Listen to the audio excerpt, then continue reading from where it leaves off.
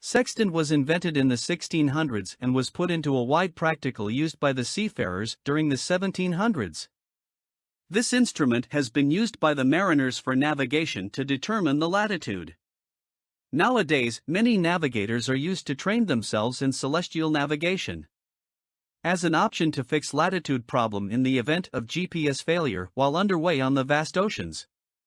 Sextant is an instrument for measuring angles. It is principally employed to measure the altitude of heavenly bodies but is very useful in determining the horizontal angles between landmarks to fix position. Traveling across the zones can be disorienting to watch and clock. The daily routines such as working, eating and sleeping schedule would be taken into much consideration, by simply adjusting to new longitude is necessary. This problem is faced by many seafarers and travelers. The first accurate chronometer was invented by John Harrison in 1731, and it changed the course of seafaring and navigation. Marine chronometer. It is a clock carried on a ship, fitted with a gimbal to neutralize the motion of the vessel.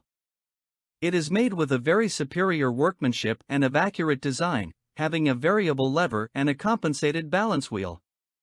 This instrument is set to GMT, Greenwich Mean Time, for the purpose of navigation.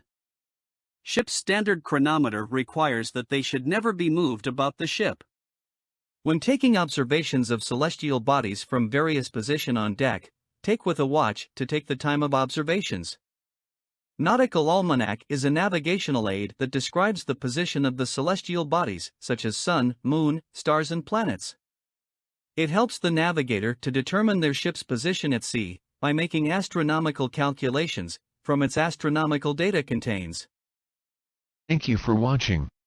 Please subscribe, and click the notification bell, for you will be updated, for our next upcoming video.